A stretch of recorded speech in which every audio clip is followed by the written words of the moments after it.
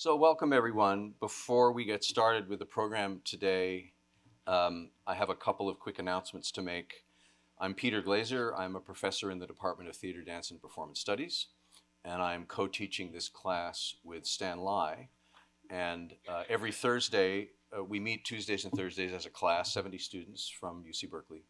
And on Thursdays, we open the class to the public and have special guests to talk about specific work, about their own practices and such. And we have a very exciting performance to talk about today and a very exciting group of people to discuss it with you. Before I do that, I have a couple of things to say to the students. Because of Akram Khan's presence in Berkeley this weekend, there are a number of other events about his work, some workshops, a variety of different things that Cal Performances has organized. And later today, by maybe this evening, I will be sending an email to all of the students in this class to announce those events to them that are taking place this weekend in case any of you are interested in attending them. This is not a requirement, but those of you who've gotten interested in this work might enjoy learning a little more about it. And I will also say to the class that there's the possibility that some additional tickets will be opening up for students to see the Akram Khan piece. And so if that's true, I will email you about that as well. So check your emails today. Also, have everyone picked up tickets, Christian? Yes, all right. So all of you who are attending the performance on Sunday have picked up your tickets. Thank you very much. There's also a handout that if any of you are interested, you can pick up at the end of class that Christian will have just some more information about Akram Khan and about what's happening at Cal Performances. So let me introduce our two guests today. Rob Bailis is a musician, executive producer, and performing arts curator living in his native Bay Area. Beginning his career as a classical clarinetist, Rob has performed with orchestras, chamber ensembles, and as a recitalist across the US, Canada, Asia, and the UK. In 2003, he was named director of ODC Theater, San Francisco's leading experimental incubator for dance and contemporary performance. During his nearly decade-long tenure, he elevated the theater's platform from regional to national and international visibility, and was instrumental in the theater's multi-million-dollar expansion of its facility. In 2007, the San Francisco Chronicle named him MVP in dance presenting, describing his curation as smart, instinctive, and infectious. He's commissioned over 80 new works in a variety of genres and has served as an artistic peer review panelist and policy consultant for foundations and arts funding organizations. In June of 2013, he was appointed Associate Director of Cal Performances, where he programs and produces the dance, theater, and world stage platforms, and is the lead designer of the institution's signature curatorial and commissioning initiative, Berkeley Radical.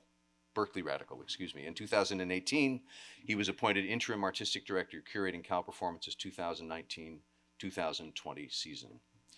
Akram Khan, our other guest, is one of the most celebrated and respected dance artists working today. In just over 18 years, he has created a body of work that has contributed significantly to the arts in the UK and abroad. An instinctive and natural collaborator, Khan has been a magnet to world-class artists from other cultures and disciplines, including the National Ballet of Canada, actress Juliette Binoche, writer Hanif Qureshi, and composer Steve Reich, Nitin Sohani, and Ben Frost. His work is recognized as being profoundly moving, in which his intelligently crafted storytelling is effortlessly intimate and epic.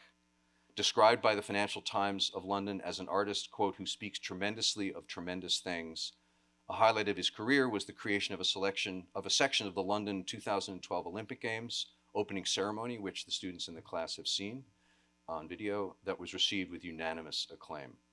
He's received numerous awards, including the Laurence Olivier Award, the Bessie Award, which is New York Dance and Performance Award, the International Society for Performing Arts Award, Distinguished Artist Award, the Fred and Adele Astaire Award, the Harold Archangel Award at the Edinburgh International Festival, and on and on and on. He was awarded an MBE for services to dance in 2005.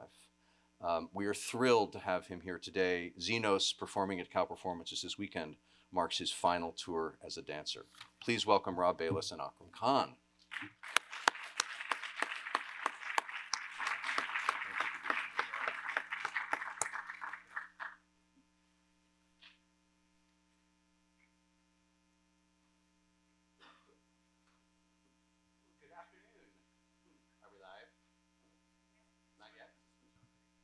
Switch on. Oh. How's that? Oh, there we are. Welcome, everyone, and welcome, Akram Khan.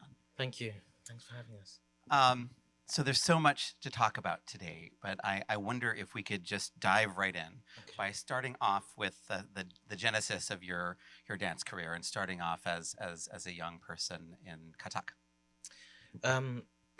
I was 3 when my parents had moved to London straight after the independence of Bangladesh. So they had experienced war on a horrific scale between Bangladesh and Pakistan. So when they moved in early 70s, I was born 3 years after the independence. And so they really wanted me to keep up with culture, their culture and art, because that's what they fought for and lost family for. And so they forced me, I would say, I don't remember it, but I think they forced me as a 3-year-old to play different roles. And that was fine. They would dress me in a sari, they would dress me in a lungi, which is like a male skirt, traditional to Bangladesh. And I would reenact all these kind of different folk dance. And then at 7, I kind of saw, I saw Michael Jackson. And I think that How do you kind of see Michael Jackson? No, that's true. And it was Thriller. And I thought, I was quite blown away by the idea that, not just by Michael Jackson himself, but just the idea of, is this theater? Is it storytelling? Or is this dance? Or is this music? And they were quite inseparable, that piece of, that film actually, MTV film of Thriller. And so my mother, I think, got a bit freaked out because MJ is very far away from Bangladeshi culture, and then said, you know what, maybe he should do Indian classical dance. And then kind of, took me to class, which was kathak, and my guru is Sri Pratap Pawar, and I started with him, and kathak was the beginning of my journey of kind of, let's say, serious training. And then 13, I'm trying to cut it down, 13, I was very lucky to work with Peter Brook on the Mahabharata. Yep. And that really, I think that really shaped my thinking today. The way I think today is because of Peter, I would say. He had a huge influence. And it's, I was very moldable at that time. I was 13. I had no opinions. I was literally absorbing everything like a child does. And then later I came back and couldn't adjust to normal life after the tour. And so I went to, I went more heavily into kathak again. It was either theatre or Indian classical dance. And I felt more pulled towards kathak. And then I went to university and discovered contemporary dance.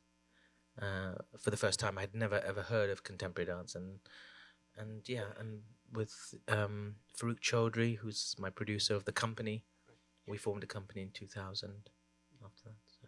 When you were talking about Michael Jackson there for a moment, and the way that struck you, that is this dance, is this theater, is this music, in an interesting way, that's a great metaphor actually for kathak, right? That it's equally a musical form, a narrative storytelling form, or an abstract storytelling form, and it's dance. It's all of those things.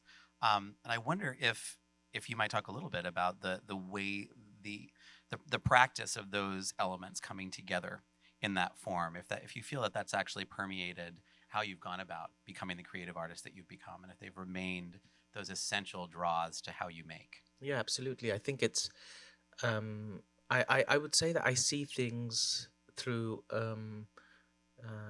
kathak eyes. Yeah. Occasionally I would take those glasses off and put William Forsythe glasses on. So it would permeate, it would change between the two.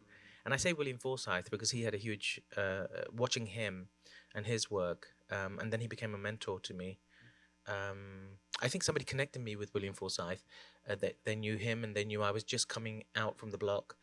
And they said it would be great if you could, spend time with William Forsythe. And so I have this relationship with Bill, which is really weird because he never talks about dance. He only wanted to mentor me in homeopathic medicine, and I have no interest in homeopathic medicine, or at that time I didn't. And it was just a really unusual relationship. But anyway, what was interesting was his the way he analyzed, the way he brought a kind of a science lab approach to movement was something that fascinated me, and not a way that I had worked with before. And so looking at music, dance, and theater, I think as a kathak dancer or as any Indian classical dancer, you have to be a musician if you're a dancer. So when I was hearing music, it didn't matter if within a dance concert, if there was no dance at that moment, because it was movement anyway. The music was moving. So long as it's moving something, moving you or moving the audience, or there's movement in everything. And even the storytelling, the story has to move forward. And so in a sense, they became equal partners for me. I use that kind of approach. We don't work in a vertical system. I think that's quite old, and it still exists, of course, because it's patriarchal. We work more on a maternal approach. So, the collaborators it's like a horizontal. It's like a King Arthur's round table, where everybody has an opinion and is open to influence the work and to change the direction of the work. Of course, in the end, I have the final say, but I don't intervene very often until we get closer to the end of the process. So the composer has a very, very important voice in the work, and so does the scenographer, and so does the dramaturg, particularly the dramaturg. It's interesting with both Peter Brook and Forsyth, both famous users of silence and of empty space. Particularly, Peter Brook's famous notion that the theater emerges from the blank space, and that it doesn't get put in it; it comes through it. And I think, in some sense, the way that you have pulled together these, obviously very much through your own lens and through the experience of your own lived experience and your own body and your own artistic vision, these components that really seem to have been there from the very beginning, that there is a musical essence to the work, that there is always the need to be in communication and in a loop with an audience, and not just before them, and that the dance is actually a place. It's actually a thing that inhabits as opposed to presents.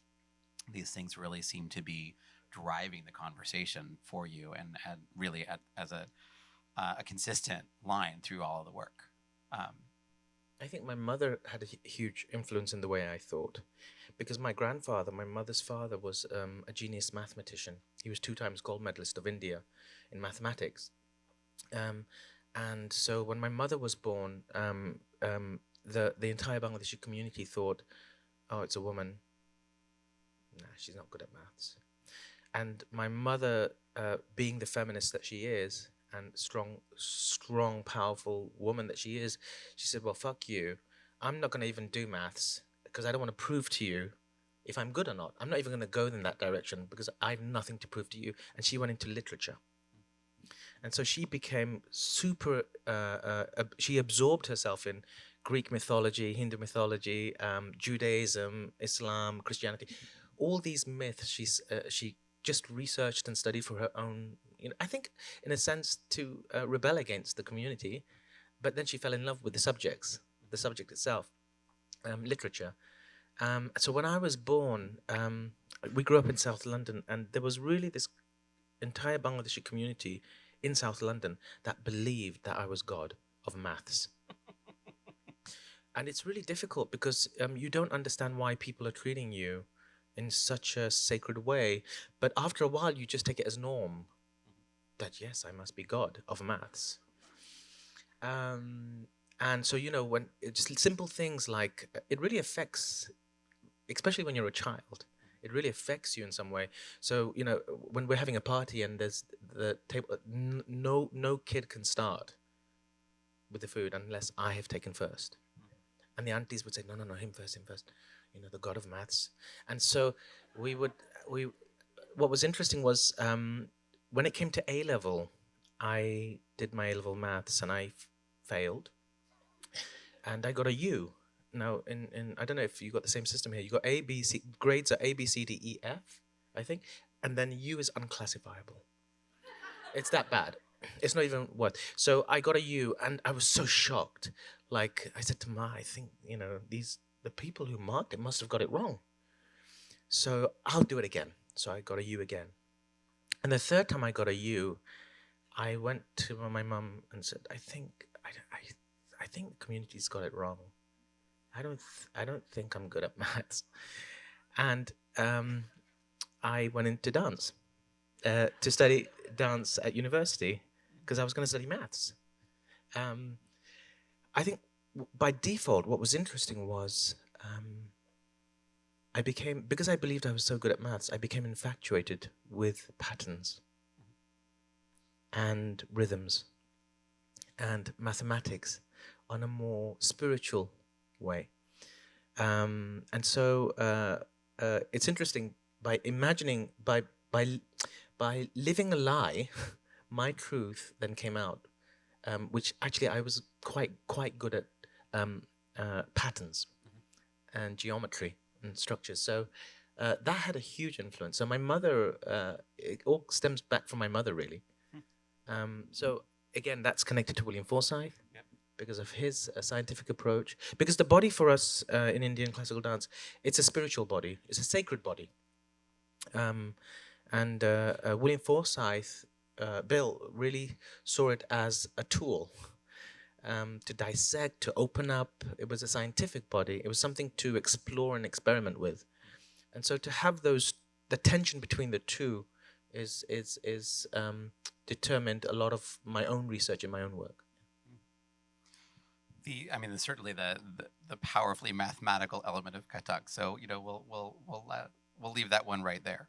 But I wonder, as you're beginning to talk a little bit about influences and partnerships, let's step a little further ahead in your career. We'll come back a little bit to this moment of synthesis that was going on for you in university. But let's step a little bit ahead and talk about a couple of partnerships that you've sought out to frame this work and to collaborate with. Throughout your career, you've always said that it's a team, that there's a huge team around you, an enormous amount of support, and that you as a director are operating as a visionary within that team, but it's very involved with other people. So I want to speak a little bit about collaboration and talk about that in your work, and specifically I wanted to maybe start off talking about Choreographer and talking about Sacred Monsters. Maybe let's start off with Israel Galvan and talk a little bit about Choreographer and about the relationship with flamenco and kathak, and both of you being extremely experimental artists in your own right and in these fields. Israel Galvan is a kind of a rebel. He's there to make sure that you fall over. That's his personality. He's there to make sure that if we are calm, I think his natural instinct is, how can I start a fire and create chaos? And I'm the exact opposite of that. If there's fire, the first thing I'm trying to do is to get water and to extinguish it. So you have two opposites. He's a mad kind of warrior, and I'm a kind of pretend or assuming monk. And so the both of us came together in the beginning, and it was quite complex because we both had to learn from each other how to listen again. Because even though flamenco and kathak shares the same roots, previously our masters have done it before. They've presented kathak and flamenco, right. And I didn't, and I always found it superficial. I always find fusion superficial. Because it's not going from a deeper place than the form itself. It's just about, I do one pose and the flamenco dancer does a one pose and it's similar, in the similar direction, and it makes it fusion. I'm being crass about it, but that for me was never enough. I'm doing kathak footwork, somebody's doing tap, we're doing the same rhythm, or we're doing question and answer.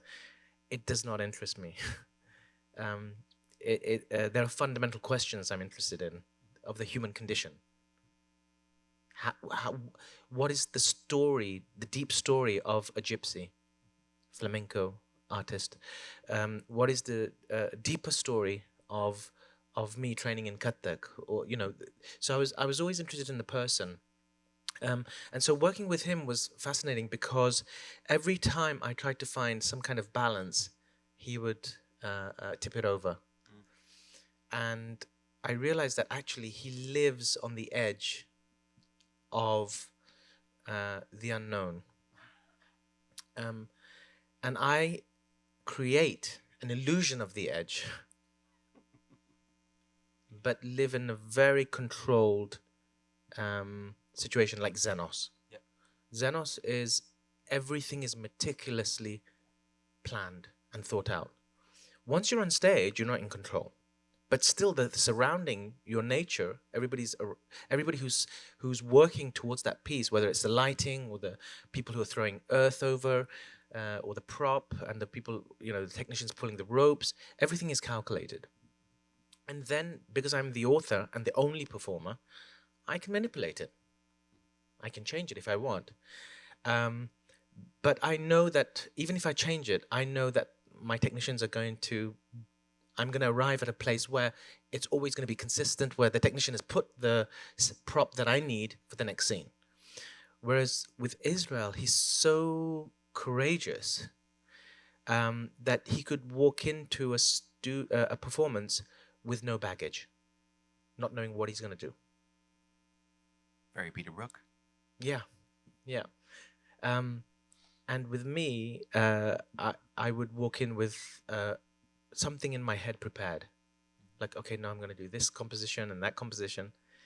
So he's closer to an animal in many ways, a wild animal, extremely instinctive because he trusts his instincts. And I work more emotionally and psychologically.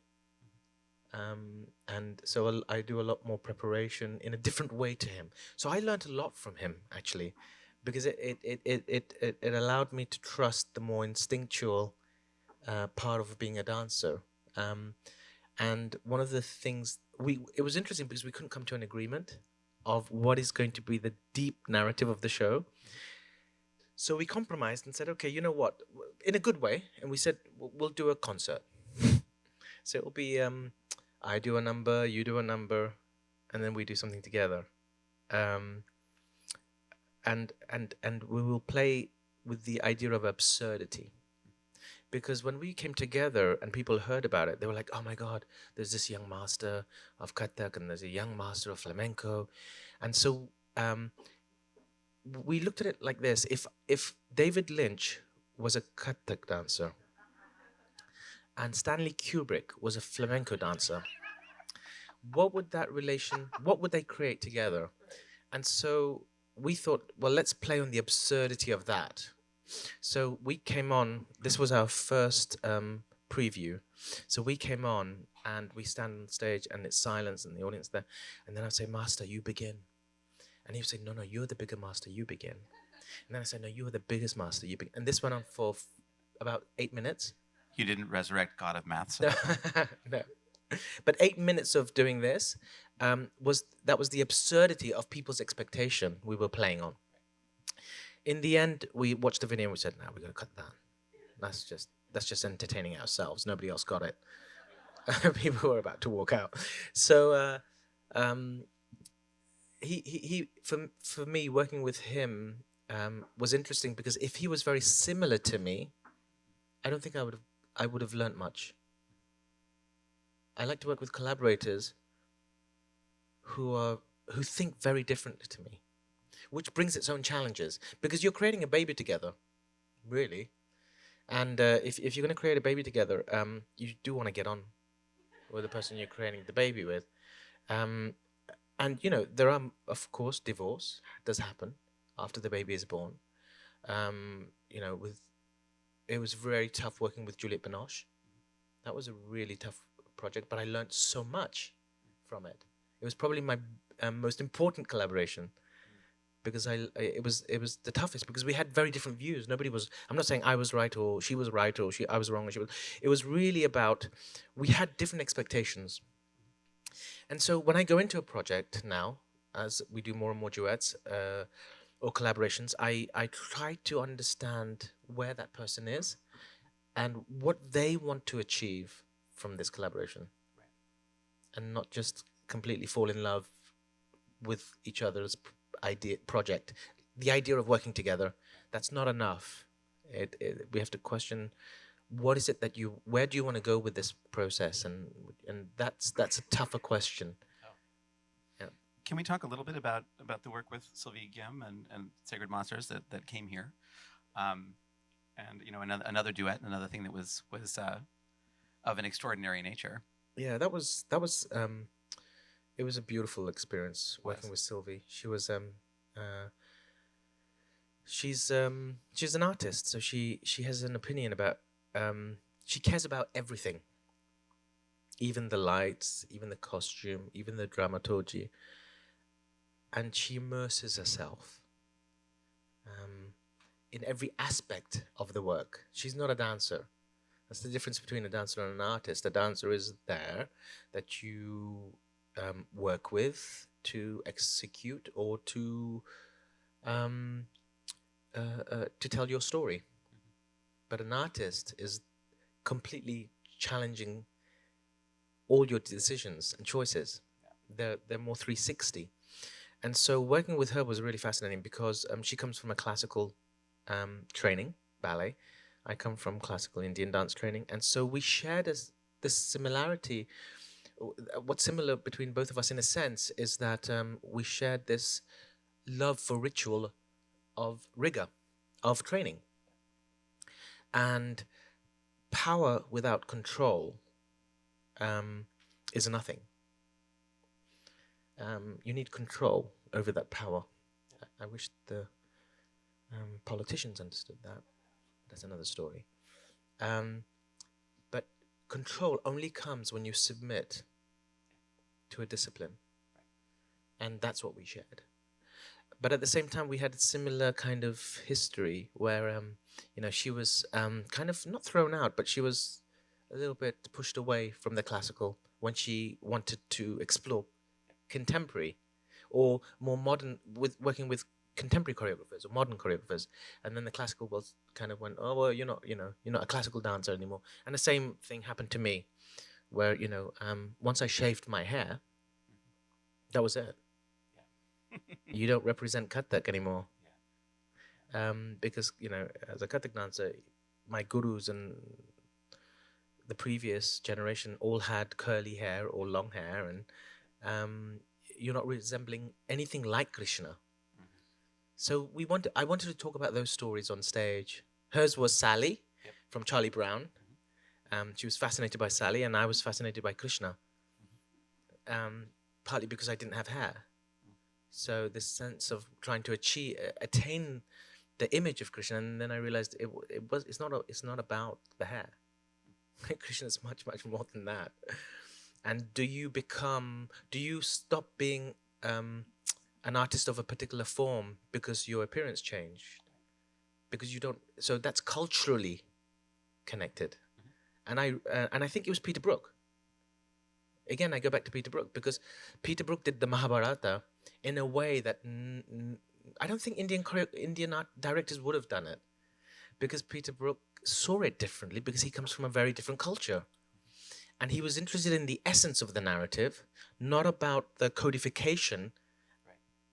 And the codification of a person and their mannerisms and their identity is informed by a particular culture. That's not what he was interested in. He was interested in the essence of the story. And really, Mahabharata is about families. And it's there to be an example of what can go wrong and right in families. It's about relationships. And again, that was Peter's influence on me. And so working with Sylvie, it was really about trying to talk about our us both being thrown out of the classical world, and then trying to find the classical in what we do. You can't not be a classical dancer. No, I think once you, as you say, submit to either discipline or technique or whatever, whichever of those tools you want to speak to, it's a permanent embodiment. I think it's there forever. The body remembers. The body always knows. How you want to work with that aesthetically becomes the journey, and how that becomes a process of filters and of lenses and of ways that you'll apply a point of view. That takes on an entirely different shape. As does the whole nature of how you're making, whether you're making through improvisation, whether you're making through a much more scripted or dramaturged view of how you're going to handle space and time over the course of a performance. But it's interesting to me that you always choose the most disruptive route, right? You always seem to go to that place where you're going to be specifically the most challenged, and to take your incredible toolkit and your really unduplicated aesthetic and all the things that are just with you every day, always to that place where they're the most challenged. And I think that certainly comes from a certain amount of safety in terms of having a really incredible team around you, but the challenge artistically in each work is really dramatic. I wonder if that's a moment for us to actually step into what you're going to be doing here and to talk about XENOS a little bit, and this being kind of, as you said, the end of a performing arc for you as a soloist, and what the piece is carrying both for you personally and as its own artwork. Well, XENOS means, it's a Greek word, which means stranger or foreigner, and or even guest, actually. But in 2017, when we decided to work on my last full-length solo, I was curious about doing something on Prometheus. I've always wanted to tackle Greek mythology, and Prometheus was a rebel, especially against his father, and I was like, oh, that's me, against my father. And there was stories of him stealing fire, of course, and giving it to mankind, and me stealing fire, matches from my dad's restaurant, in dad's Indian restaurant, and burning the living room. But I was young. It was not my fault. I mean, it was my fault, but anyway. So there was what happened was my sister said, "I dare you to we watched something on TV, and there was fire, and I was like, oh, I can create that. So I went to the kitchen downstairs, because we lived above my dad's restaurant, and I took the matches, and I was trying to spark it, and unfortunately I got my sister's socks on fire, and she was 6 and I was 10, and then I was freaked out by fire, but at the same time I was infatuated by it. And my sister's going, it's hot. I was like, oh, okay. So I took the socks off and then put it on the floor, but except it was carpeted. And so that was an experience. But anyway, Prometheus was something I wanted to explore. And I think in 2018, in 2017, we were invited by 1418 Now, this incredible organization, right, powerful organization that wanted to commemorate and they commissioned artists to make something about the First World War, which was 1914, 1918, and so it was 2014-18, 100 years on, and we were like, okay, let's have a look at this. Let's see what's in there. And as we were delving into it in 2018, loads of articles were coming out about colonial soldiers. And to my horror, 4 million colonial soldiers had fought for the British Empire, and 1.4 of those were Indian sepoys. And I was very angry because I never studied that history, because history is predominantly written by Western. His story is written by the Western man, the white man, because they are the victors predominantly in Western history, of course. So it really upset me that their story was omitted or edited out of history. And it's interesting because history is fascistic. It's a fascist concept. Mythology is what I've always been fascinated by. Is it aligns itself closer to democracy. It's more democratic than history, because mythology, the etymology of myth means to speak. I was just talking about this yesterday, but it means to speak. So it's about remembering. The telling of it, yeah. And then you keep it to memory. Right. History is about writing it down. So you have experts, and suddenly you have these specialists who enforce that for it to be history that is more sacred than myth, you have to write it down, and then it becomes history. But who's the person writing it? Who's the person holding the pen? Write it down and have it agreed upon, right? Write it down and have it codified in Exactly. a whole different manner. Yeah. Than, And so we wanted to look at the archives of the First World War, all the archives, and then we started discovering little stories. We had Jordan Tannehill, who's this incredible young Canadian fantastic writer, fantastic playwright. And with Ruth Little and all the collaborators, we were just digging stuff out and unearthing stuff. And so we wanted to tell the stories we wanted to represent the colonial soldiers that were omitted out of history, basically, in a more mythological way. Because, history is, they say that history is the truth. John Cocteau said history is the truth, but over a long period becomes a lie. And myth is a lie, but over a long period becomes the truth. And we were also wanting to play with timelines, because the soldier is a shell-shocked soldier. And so it was very much, at least psychologically for us, based on time. Am I living in the present? Am I living in the past? Am I living in the future? And I always use this example because it's so beautiful. People perceive time differently.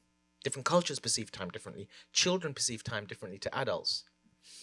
And there's a Amazonian tribe where there was a American journalist, photographer, who came across this Amazonian tribe, and he offered them his idea of time, the Western time. And he said, well, in clock time, in the Western civilization, future is in front of you. You go towards the future, and the past is behind you because it's gone. And the chief of the tribe said, oh, it's interesting because for us, the past is in front of you because you can see it. The future is behind you because you cannot see it. So the idea of time, the concept of time, is something, I think that's the biggest clash we're having in our civilization right now. One of them. Because you have the feminine time, which is the horizontal time, which is which is the spiral time, which is the emotional time, which is the nature time, which is feminine time, which is ritualistic time, which is life and death time. And then you have a clock time, which is Christianized time, which is westernized time, which is masculine time, which is industrial time, which is money time. And I was just saying this yesterday, in 1913, when we had the audacity to tell the world that everybody must follow a global time from the Eiffel Tower in 1913, the first beep, beep, beep went out. Yep. But it was funny because I was reading in another article that Stravinsky, of course, did Rite of Spring. Right. Also in the same year. Yeah. So on the very year in 1913 where we are saying that everybody must be forced to follow our time, the global time, we are going to determine what the time is. Stravinsky was making Rite of Spring, which was about sacrificing the human for nature time to move forward. And in a sense, I think that's where we've arrived. I think humans have to be sacrificed for the earth to continue. We've positioned ourselves in such a way. And I think that's, I'm constantly amazed about, Amy's my assistant and I love her to bits. She's brilliant. But at the same time, we're always talking about the lunch breaks. And we've become obsessed with dividing time. So 10-minute toilet break, 5-minute coffee. So even within the lunch breaks, we're all doing it. We're dividing time because it's almost arbitrary. It has no organicness to it. It's not real. It's an illusion. It's mathematical. So we've lost our sense of nature time.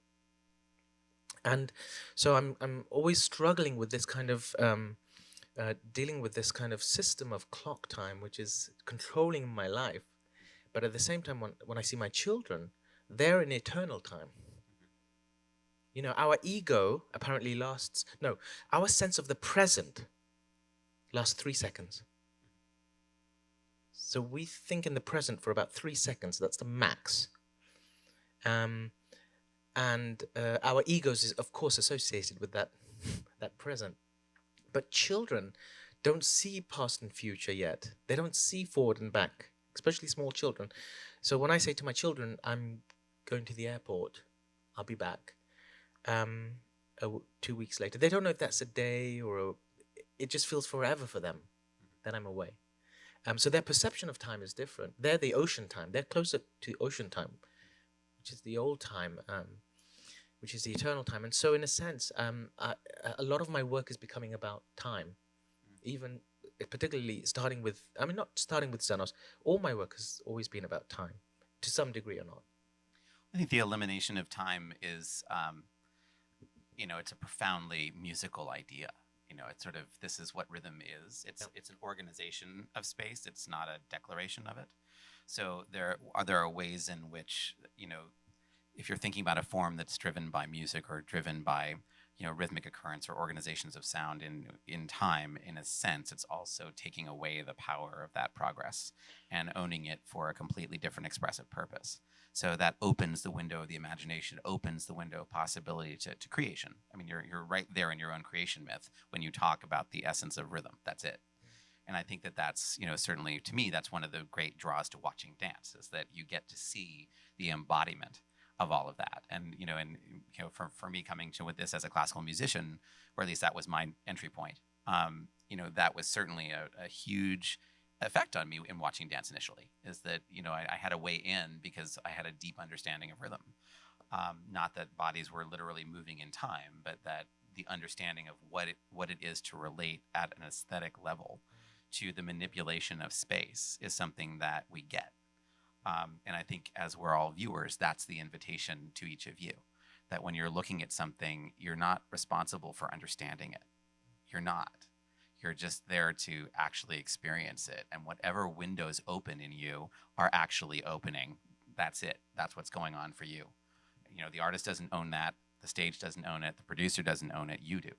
So that sort of power, you know, and that opportunity, for me, the work I love the best is the work that really challenges me to do that when I'm sitting in the theater, or offers that opportunity to just bend time and space in that way. It's really beautiful what you said, because in a sense, what happens on stage or in a theater is that you bend time, and you go closer to another kind of time, away from your everyday time, clock time. In Burundi, they have this time is characterized. Yeah. It's not 3 o'clock, 4 o'clock. So in particular times of the year when it's pitch black, they call it a who are you night, because they can't see you. So it's so beautiful that they have a character. It's characteristic. And I think dance and music is able to do that as well. It characterizes time away from the clock time, this mundane, mechanical, false thing. Let's come back to XENOS for a minute. And, you know, I've had the pleasure of seeing the work, and it's just extraordinary. And I hope all of you will be with us over the weekend. I want to talk a little bit about the fact that, for just at a surface level, it's one of the more actually classical works. You know, amongst the solos, it really relies heavily on kind of going back to roots in kathak, and I was actually surprised to see that. I kind of expected something to be quite different. And it's just remarkable. But I wonder if you would talk about the presence of that, and did you feel like that was more of a cultural inheritance that belonged in that work, or was it just sort of the aesthetic that called out to you? No, that was my ego. I wanted to finish where I started. I wanted to finish my last full-length solo where I started, to pay homage. And because I'm the director, I could manipulate the story. So actually, most of my collaborators kept fighting me on it. They said, why would the Indian colonial soldier, why do you want to do Indian dance? You know, how will that connect to the colonial soldier in the trenches? I said, we're going to make it. We're magicians, we're storytellers. The storyteller will always can never tell the story the same way. It will always change the second time they say it. So we can manipulate it, we can transform it. And what we discovered was that soldiers, all soldiers, not just colonial soldiers, but all soldiers have another life before they were brought into the war. Some of them are bakers, some of them are engineers. And the Indian colonial soldiers were predominantly there to lay cables because it was the most disorganized war of all time. It was the First World War. So We weren't good at it yet. No, and not efficient at all. So the Indian colonial soldiers were there to literally lay cables so they could have communication between one group and the other group, because nobody knows what the hell was happening. And I thought, well, actually, maybe this particular colonial soldier that I'm inhabiting was a kathak dancer in the quarters of Nawab. And that's what it became. So that was my excuse to do kathak again. And so it was not just there was a very personal reason why kathak was there, but at the same time it couldn't just be kathak. It had to be affected in some way for it to be in the work. It couldn't. Of course, I can't just do kathak for the sake because I want to do kathak. It has to relate to the narrative. It has to serve the narrative, not serve me. So then we started to affect the kathak. So we started to deconstruct it a little bit and make it feel like, is this a memory, or am I in the past? Has this happened, or is this a dream while I'm laying on the trenches of the time that I want to be a kathak dancer, or was I a kathak dancer? And so once the recital, the classical part ends, you start to see that I won't say too much about it, but all the furniture and my memory starts to disappear. Right. And I'm called to the trenches.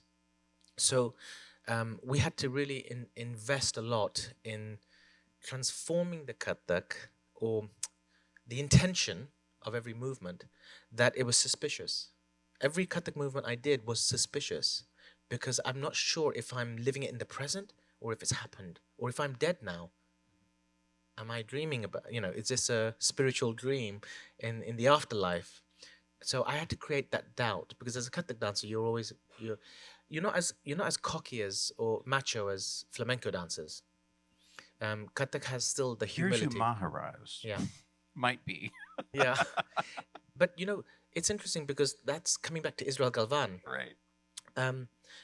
When I met Israel Galvan, the first thing he said after my show, he came and saw the show, he says, he's very sweet. And he goes, "Oh, Akram, it's so nice to meet you. You master. But if we dance together, I stab you. I kill you." And I was like, that's a really shocking thing to say in our first meeting. Maybe 2 meetings later you could have said that, so I was quite traumatized by that. And he said, no, because, and then if the audience threaten me, then I kill them too. And that is his perception of his approach of flamenco. You are absolutely a warrior. You are the bull. Yeah. And for me, it's about running away. Yeah. I've always been the runner away guy. So I used to play rugby. And whenever there was a confrontation, it was strange that I was playing rugby with my physicality. But they used to keep me there because I used to run like hell. And I would be running around the pitch, and they would be saying, "Go this way, not that way. Go this way, this way." And I asked, "Why did you keep me?" Many years later, I came back to the school because I had to do a talk, and I said to my PE teacher, "Why did you keep me?" He said, "Because nobody could catch you." And I was like, well, if you give me a ball and you have 6-foot guys chasing me, I'm running to protect my body because I have cut the class in the evening. Right. And so I was a very fast runner. But the point I'm trying to make is it's not about running away, but it's more about when you enter the studio to learn kathak, or the place you're going to learn in a classroom, you touch the floor first. So already a sense of humility. And the space becomes sacred. So it's a very different approach to flamenco. You know, it's not fireworks. You can be fireworks, but I feel that's more of a. I think the firework element, the showmanship element, has never really interested me. Partly perhaps because my own guru really instilled that in me, the showmanship, the fast turns, the footwork. That for me is just that for me is yeah, it's just one part of it. Let's say, it's to get claps from the audience. It's to see how impressive. It never impressed me. It never really touched me. I'm interested in the human condition, the human narrative. So the submission, the sense of sacredness, it was very important. Certainly, all forms, you know, have their pageantry that creates that attraction. Yeah, and one would always hope that that's all that it is, and that behind that, of course, in everything, there's human potential, human action, and human contribution. Flamenco, I would say, is extrovert in its approach. Absolutely. And kathak, the way I look at kathak is more, it's about introvert, being an introvert. Yeah. You said something just a minute ago, and I want to come back to that about just walking into the studio, and it would be great to talk a little bit about, you know, what in your practice have you ritualized, and what in your practice is different every time? I probably do the same thing every time. So every day I will train for an hour and a half in a very intense tempo, kathak, but the same thing. And it's probably the most simplest thing at a very fast speed. Because I was always fascinated by Pandit Biju Maharaj, who always said he just does da-de-de-da, a-de-de-da, just a very simple footwork pattern, and he's trying to hear God. Right. Whisper it there. I mean, Maharaji, for many of his amazing qualities, his footwork is so musical. Oh, yeah. It's never acrobatic. It's pure music, and you could close your eyes and listen to him. Also, a lot of silence. A lot of silence, Yeah, yes. a lot of silence. And so, in a sense, I practice something very, very simple. I never do tukras. I never do complex compositions because I know it's in my body already. I do the fundamental basic things. And then, unfortunately, I have to train with gym work for an hour and a half. So it's all strengthening, it's all preventing injury, and that's the bit that I really hate. Because it's not something I enjoy. It's just carrying weights and doing lifts, and because my body is unless I change the way I move, and I still have a big ego as I dance, so I want to still keep the way I move. I still want to do the way I move, as I used to do 10 years ago. But the body's saying no. You push me to that space, I'm going to kick you. And so in 2012, I got kicked. Philosophically, I'm talking about. And my Achilles tendon ruptured. And that was the moment. But I was in denial. My ego was so strong. I was like, I was walking for a month, hobbling for a month. And then I was about to perform in Paris a month later with Sylvie Geum. And she saw me drag my feet, one leg. And she said, we have a show in 2 days in Champs-Élysées. You're not going to be able to carry me. You can barely walk. And I said, once I'm on stage, all is forgotten. Which is not true. But I thought it was. And she goes, well, I'm not going to take that risk. I'm taking you straight to a doctor. So we had an MRI scan, and there was a gap of this much. And it was too late to do anything about it. So they had to operate. But it was the first moment of rupture, psychological rupture. Up till that moment, you think you're invincible. And now you're having a dialogue and you're negotiating with your body. Your body speaks back to you. And so I do a lot of training to silence the body, to calm the body down. There's a lot of caressing the body. I love you, take your time, you'll be fine. Please save me on stage. Don't let me go. And it's funny because Israel Galvan and I, there's a 5-minute ritual before the show where we're completely fucking terrified. to the point where every show we would come and meet, and before the show we'd say, "Do you think do you think we could tell Rob that one of us is injured, so we could not do the show because we're so fucking terrified? We both suffer the same symptom, and so we would every night make an excuse to ourselves. We didn't dare to say it to the producers." But we needed to say that, okay, we came up with really inventive excuses of why we should cancel the show. And then the musicians who knew us well by that point said, "Oh, you'll be fine, you'll be fine." And then we would go behind and we're facing opposite ends. And the moment we stepped on, everything disappears. All fear disappears. Because what we realized was that when we're worrying about it, we're actually thinking in the future of what might go wrong, and we're thinking about the past of what has gone wrong. And the moment you enter the stage, you're in the eternal present. And so you wouldn't think, really, that just a few minutes before, we were trying to cancel the show. So. I've been backstage with a lot of people who do that, so... Oh, really? Yeah, not surprised. Let's talk a little bit about, just to be a little more abstract, just about your process in general. And you've mentioned the things that you do physically, but there's a lot of layers in your work in terms of working with a dramaturg, or any other form of dramatist, working with all of your design elements and pieces, which are just as meticulously crafted as every element of the dance. And I wonder if you talk a little bit about that, and even specific to XENOS and working with Jordan and those kinds of questions. It's really hard to talk about process. I find it really hard, partly because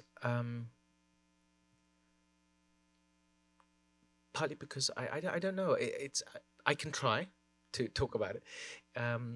It's so instinctively driven, the process. Even though I prepare a lot, but once I enter the space with another person, whether it's in an office or room or in the studio, I completely let go, in a sense. Completely meaning, to my mind, I let go of everything I've been preparing. And then the process begins only when dialogue begins, when a movement happens between two people. I can never work alone. Like, I was in Williamstown before I was here. I don't know if you know Williamstown. It's in Massachusetts. It's really in the middle of nowhere. And there was snow, and it's a beautiful place, but there was nobody there. It was like a ghost town. It was beautiful, but I was alone. And my team left because they wanted to come to San Francisco. They had a week, so they wanted to come here. I said, "No, I'm an artist. I'm going to contemplate and be by myself." I was freaked out the first day I was alone, almost crying, like, nobody loves me, I'm alone, I need to talk to someone. So I started collaborating with the receptionist. But the receptionist was not very interested in what I had to say. So I went back to my room, I did some research, and so for me, the point I'm trying to make is I begin work the moment I engage with someone. That for me is the beginning of anything. Everything else I do in isolation, I take it in and I just absorb, and then I let go. If it stays, it stays. It's not important. What is the most important is the moment I start the conversation. So the lighting designer, the composer, the first thing I say is I don't want anyone to bring their title with them. So Ruth isn't a dramaturg. I'm not the director or the choreographer.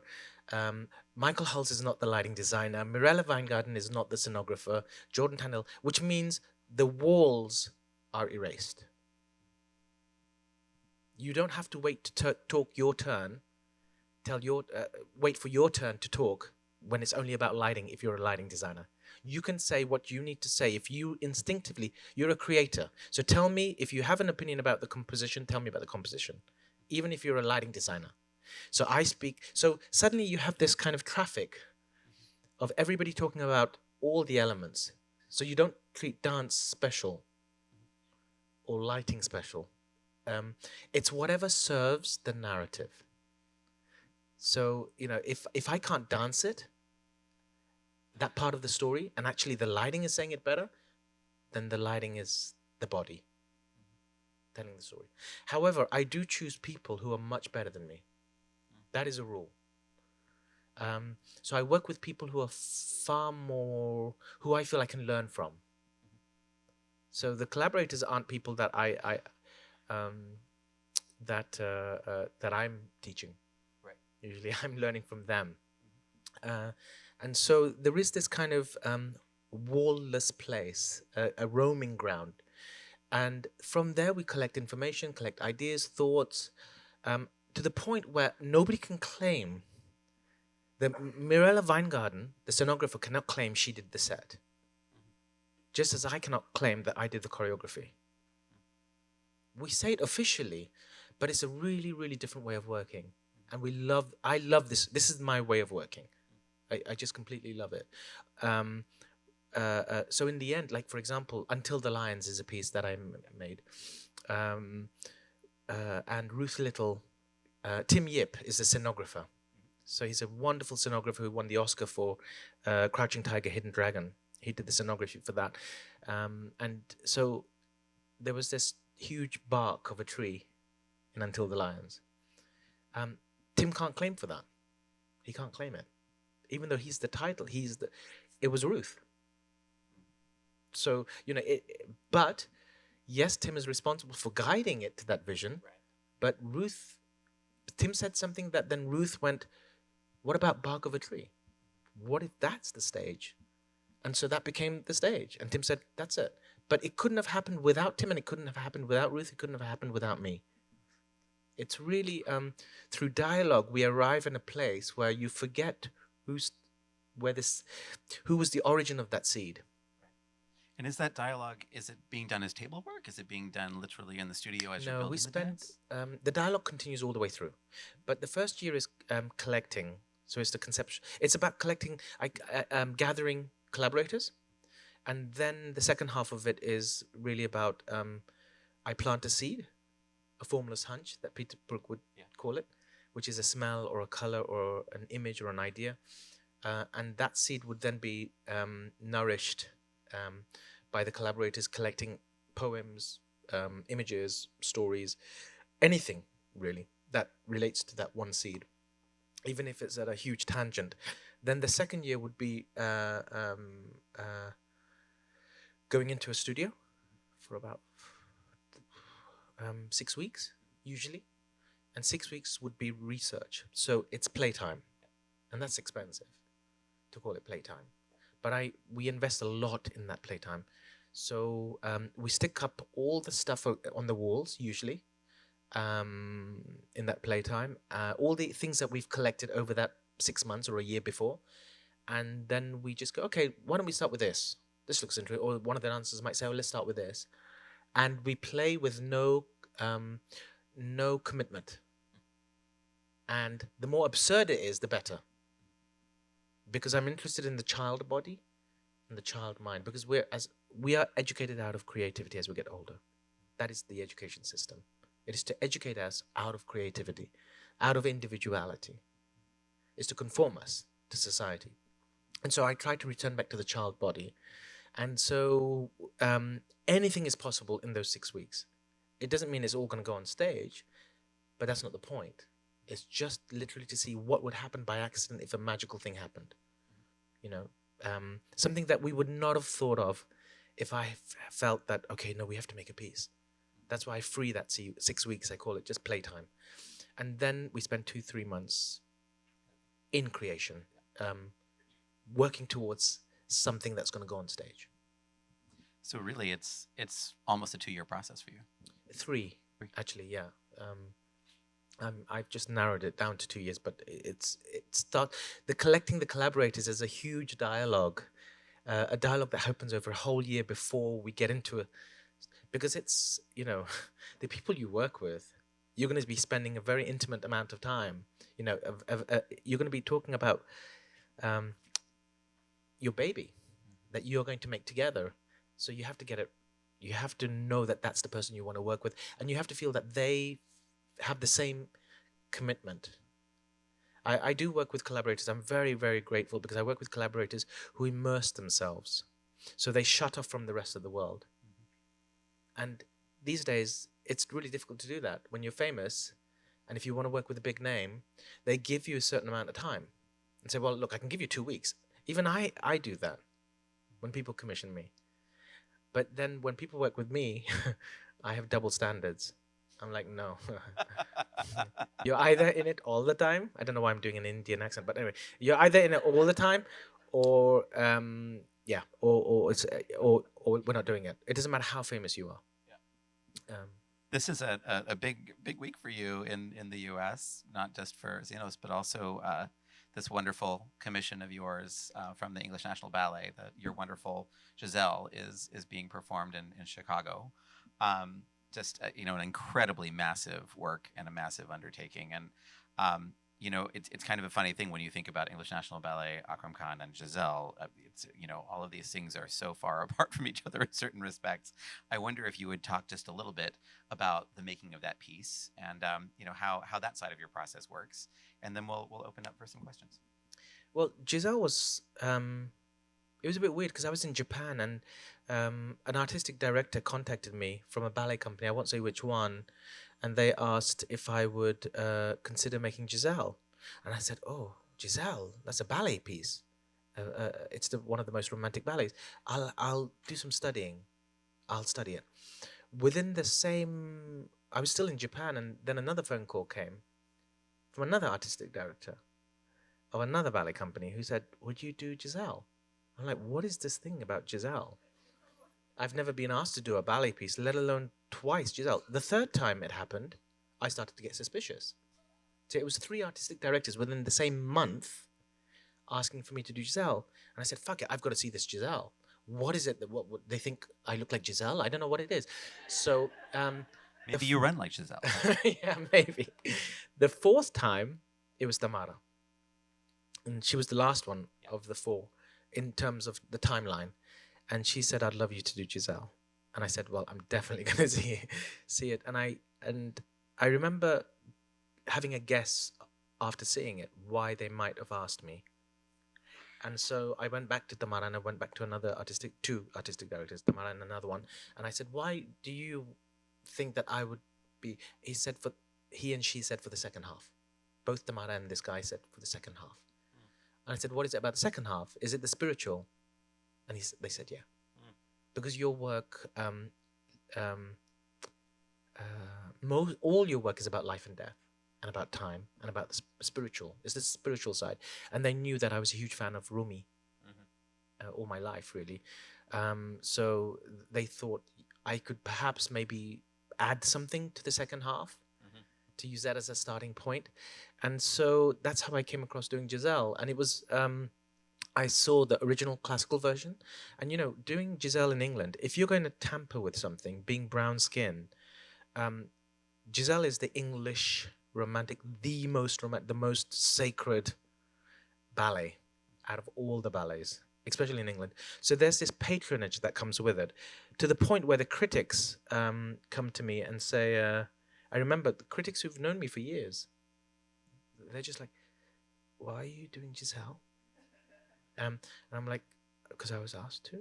And I said, yeah. But why you? Like, they could not understand the connection of why Giselle and me. And that really made me think, this is a reason to do Giselle. Because there's something, not racist, but there's something going on here where it belongs to a particular community of people. And the classical ballet world is definitely a community of people that is very different to the contemporary. And the classical world has opened up to the contemporary because they need us. Because the classical ballet world serves the rich. It is for the rich society. It reflects the culture of the rich. Contemporary is the underground. So, it was really interesting to even feel that from a critic. That who are you? Yeah, you are Indian classical dancer, you're a contemporary dancer, we love you, we give you awards, but who are you to touch our sacred Giselle? This is the classical ballet world. But the ballet world has picked up that they cannot survive if they don't start asking contemporary choreographers to revitalize or to bring in new stuff, you know, new information, new ways of doing things. So I came at a moment where it was really great for me, because I thought, well, this is an opportunity to see what would happen with what I do. But then when I met the ENB, I realized that this group of warriors, because they're highly skilled and highly trained ballet dancers, you know, it's like military. It's I wish we could have as many classical Indian dancers support infrastructure for those Indian classical dancers the way the ballet dancers do. It's very wealthy. So there is really this, I was in awe of them. But what I made a decision before I went into the studio the first day, I said to myself, if I create something that when I see them or people see them, people go, well, actually, Akram Khan's company dancers would have done it better. Mm-hmm. Then I would have failed. So am I going to impose everything as I would do with my own company? Or shall I meet them halfway? Mm-hmm. Because they have a language that I've not explored yet. I mean, I've worked with Sylvie, but that's not a ballet company.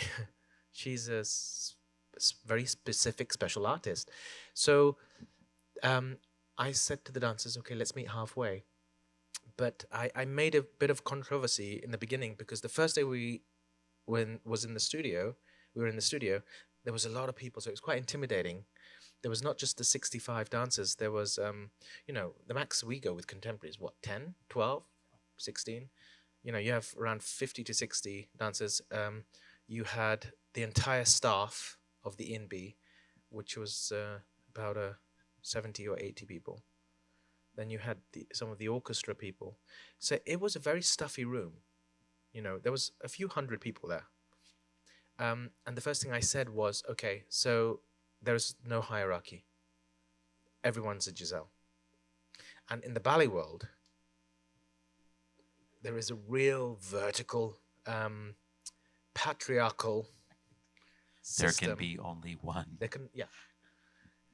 Principals, soloists, it just goes on. And then there's the corps de ballet. And then there's the characters as well, character performers.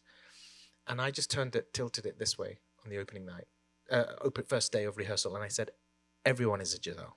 Of course, I knew that I was going to take one person as the main character. But what I was trying to say was I was trying to liberate the others, to say, you matter to me equally as much as every single part of the show matters to me as much as Giselle does. If anything, more than Giselle does. The problem I find sometimes is we look at the main character because it's like a film. The camera says, I want you to see this. If the director wants you to see this, the camera will pin on just this.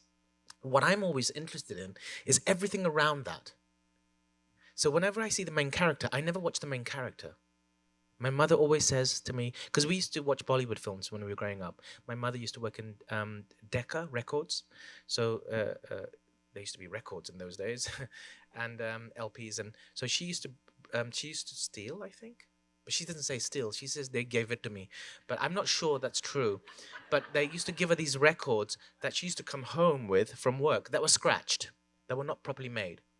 And so above my dad's restaurant, my dad's playing Bollywood films on one side of the living room. My mother's playing Tom Jones and Cliff Richards and all those kind of artists. And ABBA.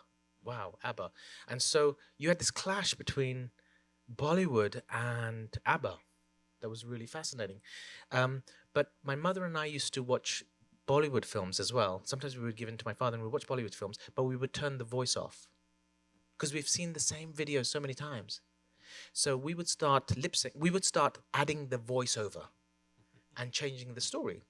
So if it's Sholay, at some point, the baddie, Sholay is a kind of Indian Western, spaghetti Western kind of thing, spaghetti Indian thing, film. And I would slowly deviate it towards E.T. because E.T. was a big thing for me at that time. It was the first of its kind. But we would time it perfectly because we knew the speech, the Hindi perfectly. We'd seen it so many times. So I've lost why I'm talking about E.T. The focus on a main character. Yeah, so my mother would always say, look at everything around the main character. It's not the main character that matters. The main character is only the main character because of its surrounding. You are who you are because of your surrounding. So I'm Brown when I'm in the playground of my school in Wimbledon. But I'm a son when I'm in my parents' house. The moment I exit my parents' house, I become British. Inside, I'm Bangladeshi. The moment I exit, I'm a British boy. I'm a kind of leader when I'm with my company in my office. I'm a choreographer when I'm at EMB. Your identity changes and transforms, or is specific depending on which environment you're in.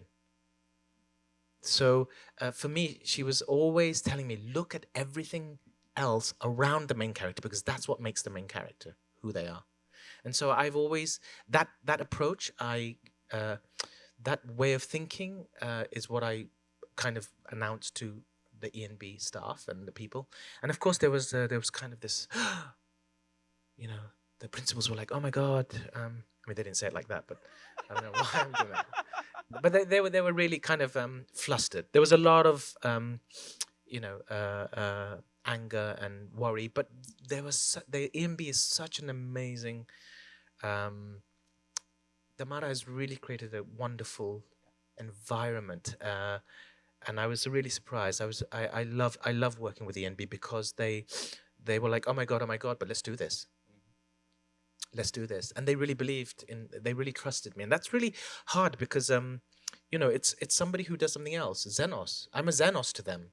Yeah. I'm a stranger because even though I've done classical Indian dance, I'm not a classical I haven't spent my life doing classical ballet. And here's this guy coming in to lead us. And at the same time, but the first thing I say is, can you teach me?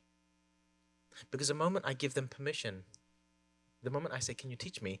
They don't close their fists or their body. They open their hand to extend their hands out to me. And that's my tactic, if you like, my way of bringing people into the project. Because it's too easy for them to go, I know what I'm doing, you just here to serve. That's too easy. Then it's not a collaboration. Collaboration means different things to different generations as well. I remember collaborating with Steve Reich, and I won't go into that because this is being filmed. So I have to be careful. But I realized that collaboration meant something else for him than it did for me. We had a very famous quote happen on our stage from the composer John Adams when he was sitting with his collaborators, Lucinda Childs and Frank Gehry, talking about available light, and he openly said to an audience, among artists, the two. Short of murder, suicide, the worst thing any two people can do to each other is collaborate. And that one stuck with me for that reason. And on that note, he summed it up. He absolutely summed because it up. That is the hardest thing in any form to accomplish. It is a particular generation, I think. Larbi, Sidi Larbi, Hofesh, Crystal Pite, we're a different generation, a different breed, because we grew up with, contemporary dance, masters like Martha Graham, they're not superstars. They're only superstars in their own field. But it's our generation that embraced other genres. We started stepping out of contemporary dance. We're the first generation that stepped out of contemporary dance, where visual arts people know us, theater people know us. Do you know what I mean? Because we grew up with this kind of MTV world. We grew up with Michael Jackson. We grew up with Charlie Chaplin. We grew up with Bruce Lee. We grew up with Muhammad Ali. And there was craft in all. We recognize craft in all of them. So stepping out of contemporary dance doesn't demeanor or doesn't lower what we do, even if it's more accessible. So relatable or accessible or universal doesn't mean, because I grew up when I went into contemporary arts, there was this elitism that I hated, where we're the elite, and if a taxi driver can understand what you're doing, you're not making good art. And I remember preparing for the Olympic opening ceremony, and I was taking a taxi, and the taxi driver, this one particular taxi driver, said to me, "Oh, what are you doing over there in the thing?" I said, "Oh, I'm doing dance, choreographing." And I didn't want to talk too much about it because I didn't know what he would think. And he said, "What kind of dance do you do, mate?" And I was like, "Contemporary dance." And he went quiet. And I thought, okay, that's the end of the conversation. As we arrived to the stadium to do the rehearsal, he said, "I know what dance you do." And I said, "You do?" And he goes, "Yeah, it's the dance you don't get." So that was my challenge, to say, well, how do I make something that can affect this person? Because why is he any less knowledgeable or less sophisticated than anybody else? Right. That's our generation. I hate to do this. It's 1:30. Sorry. But you are amazing folks. It's been amazing to have you here and hear you talking. Shutting you down is like the worst thing I've ever had to do in my life, in addition to murder-suicide. Thank you both so much for what you had to say today. Thank you, everyone, for coming. Very grateful. Thank you. Thank you, Rob.